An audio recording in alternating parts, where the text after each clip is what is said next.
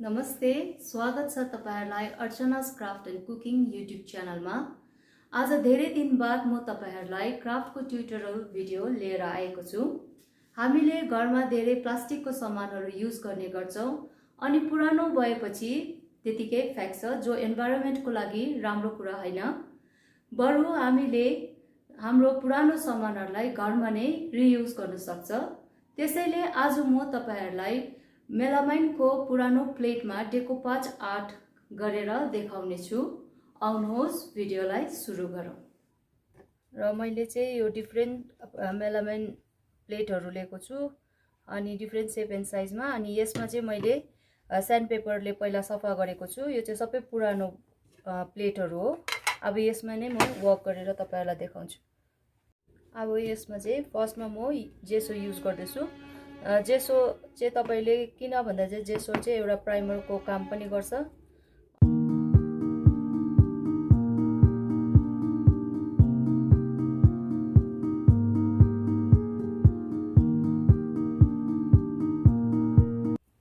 अब यसलाई चाहिँ एकछिन ड्राई हुनु दिनुपर्छ। यो जेसोलाई चाहिँ मजाले सुक्नु दिनुपर्छ। सेकेन्ड कोट जेसोको लगाएर पनि ड्राई भयो र अब चाहिँ यो डेकोपाज गर्छु। अब डेकोपाज गर्नको लागि चाहिँ पहिला चाहिँ तपाईले यो मडपज ग्लु यस प्लेटमा चाहिँ तपाईले पेपर का स्टिक गर्नुहुन्छ त्यसरी त्यसमा नै ग्लु यसरी कम्ती गरेर यसरी लगाउनुहोस्।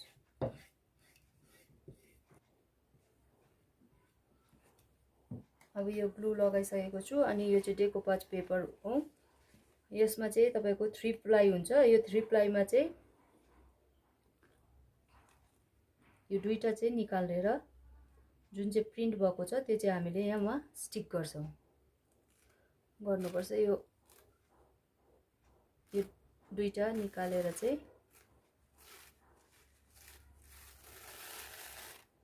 अब जुन चाहिँ प्रिन्ट भएको छ त्यसलाई चाहिँ यो ग्लु गरिसकेको प्लेटमा चाहिँ अब बिस्तारीसँग यसलाई स्टिक गर्दै जानुपर्छ।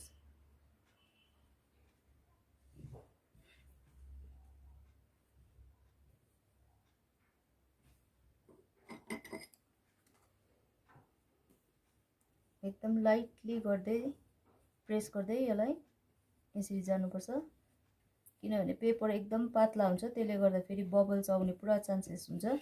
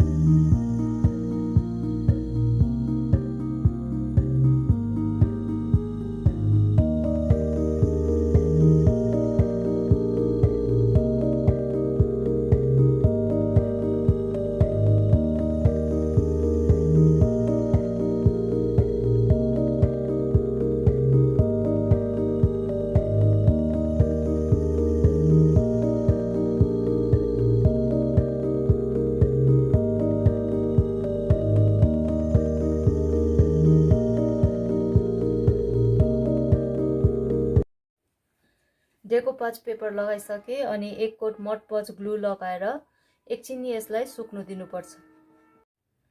यो ड्राई भइसक्यो र अब चाहिँ यो साइडमा यसरी निक्लेको भागलाई चाहिँ ब्रसलाई पानीमा डिप गरेर चाहिँ यसलाई हल्कासँग यसरी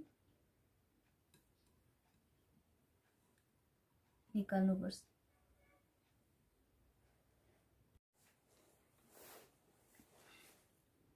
यो ड्राई भइसक्यो र अब यसमा कलर गर्दैछु।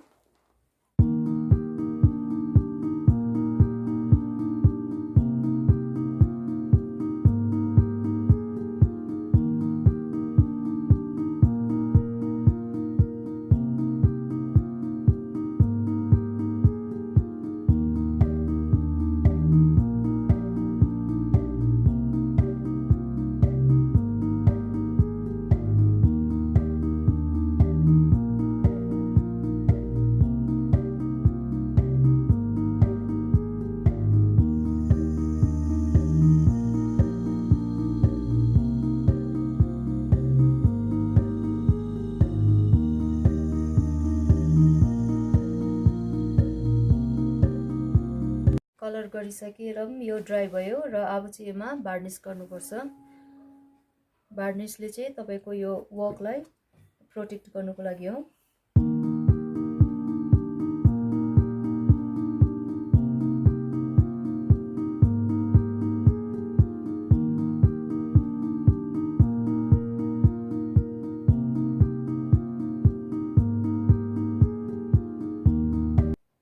अब सबैमा वार्निस लगाइसकेपछि चाहिँ यसलाई एकछिन ड्राई हुनु दिनुपर्छ।